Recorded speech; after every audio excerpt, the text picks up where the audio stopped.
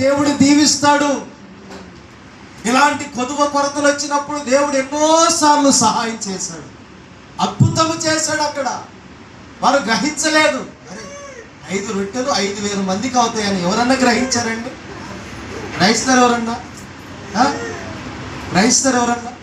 పోనీ ఒక ఎంతో అంటారు, కేజీయో ఎంతో అంటారు, నాకు తెలీదు. రైస్ వండేటప్పుడు దాని కొలత కేజీ ఎంతో అంటారు, కొలిచిన డబ్బాల్లో కొలత. 1 కేజీ వండి ఏమండి ఇది 10 మందికి వస్తుందని నువ్వు గ్రహిస్తావా?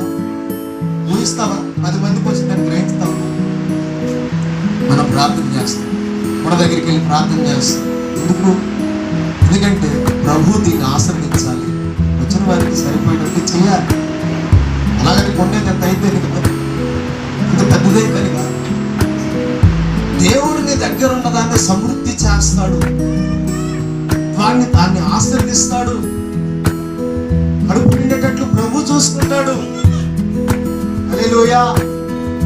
ఒక దగ్గర ఎంత తిన్నా కడుపు నిండినట్టు ఉండదు, ఒక దగ్గర ఎంత తిన్నా కానీ కడుపు నిండినట్టుగా ఉంటుంది, హాయిగా ఉంటుంది. అక్కడ ఉన్న ప్రవక్తన, అక్కడ ఉండే ప్రవక్తన, మళ్ళీ జ్ఞాపకం చేస్తున్నా, అక్కడ ఉండే ప్రవక్తన, ఆ ప్రేమ, ఆ ఆప్యాయత ఏం చేస్తుందంటే నువ్వు కొంచెం తిన్నా కూడా అది కడుపు నిండిన తృప్తిని కలగజేస్తుంది. అక్కడ ఉన్నటువంటి మన్నన మాట ఏం చేస్తుందంటే కడుపు నిండినట్లుగా ఉంటుంది. కొన్ని చోట్ల పంచభక్ష పరిమాణాలు పెట్టినా కానీ నీ కడుపు నిండదు. ఎందుకంటే నువ్వు గ్రహిస్తావు, అక్కడున్న పరిస్థితిని, తలంపులు గ్రహిస్తావు, అది ఆలోచన గ్రహిస్తావు, అప్పుడు నీ కడుపు నిండదు. ఎందుకంటే వాక్యం చెప్పింది, ప్రేమ లేని చోట నువ్వు అనుకోరు కదమ్మా. నువ్వేనా ఎద్దుమాసం తినటంటే ప్రేమ కలిగిన చోట, ఇప్పుడు చెప్పుంది వాళ్ళమాట,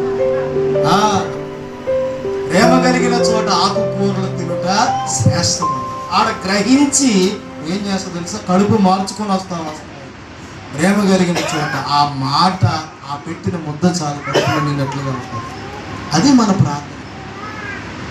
దేవుడు దాన్ని విరిచి కృతజ్ఞతలు చెల్లించి ప్రార్థించగా అది 5,000 మందికి సరిపోయే ఆహారాన్ని దేవుడు సిద్ధపరిచాడు. చేతిలో ఉన్న వాటిని దేవుడు సిద్ధపరుస్తాడు. కాకపోతే నువ్వు గ్రహించలేవు. గ్రహించాలి.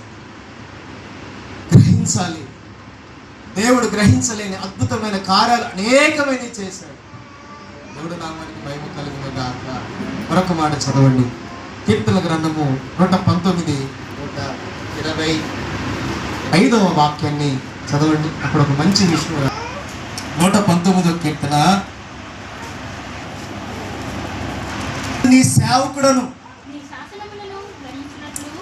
నేను నీ సేవకుడను, నీ శాసనములను గ్రహించున్నట్లు నాకు జ్ఞానము కలుగజేయము.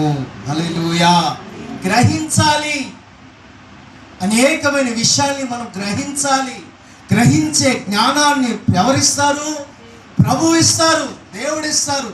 గ్రహించేటువంటి శక్తిని ఎవరిస్తారంటే ప్రభు ఇస్తారు. నీ కుటుంబ స్థితిగతులను గ్రహించాలి. నీ బిడ్డల విధి విధానాన్ని నువ్వేం చేయాలంటే గ్రహించాలి. ఆ గ్రహింపును ఎవరిస్తారంటే ప్రభు ఇస్తారు. అందుకే ఆయన అంటాడు, నేను నీ దాసుడనా, అంతేనా? నేను నీ దాసుడు అంటే ఏదో సేవకుడు అంటే. హల్లెలూయా. నేను నీ సేవకుడను, నీ శాసనములను గ్రహించున్నట్లు నాకు ఏం దయచేయండి? జ్ఞానము దయచేయండి దేవా. అయ్యా ఇదిగో నేను నీ సేవకుడను, నేను నీ దాసుడను, నేను నీ దాసురాలని. మీరేమనుకుంటారంట? సేవకుడు అంటే అయ్యగారు, సేవకుడు అంటే అయ్యగారు కదా అనుకుంటారు. దేవుని పని చేసే ప్రతి ఒక్కరూ ఆయన సేవకుడే, ఆయన దాసుడే.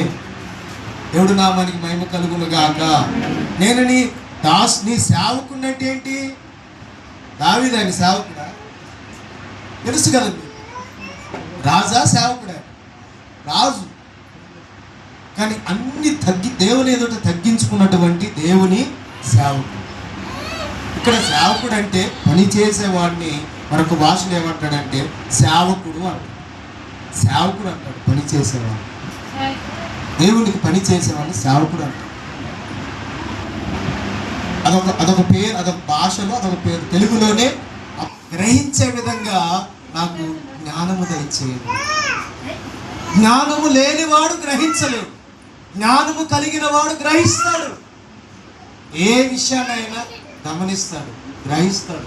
కుటుంబ పరిస్థితులన్నిటిని కూడా, విధి విధానాన్నంతా కూడా, పోషణ విధానాన్నంతా కూడా, పని చేసుకున్నది, ఉద్యోగం, వ్యాపారం ఏదైనా సరే దాని విషయంలో గొప్ప గ్రహింపు కలిగి ఉండాలండి. గ్రహించాలి, మొండిగా మూర్ఖంగా ఉండకూడదు. గమనిస్తూ ఉండాలి, గ్రహిస్తూ ఉండాలి. ఆ గమనించే జ్ఞానము ఎవరి దగ్గర ఉందంటే నీవు నేను నమ్మి ఆరాధిస్తున్న ప్రభు దగ్గర ఉంది. గ్రహించే జ్ఞానాన్ని దేవుడు మీ అందరికీ ధారాళంగా మనందరికీ ప్రభు అనుగ్రహించునుగాక. గ్రహించాలి.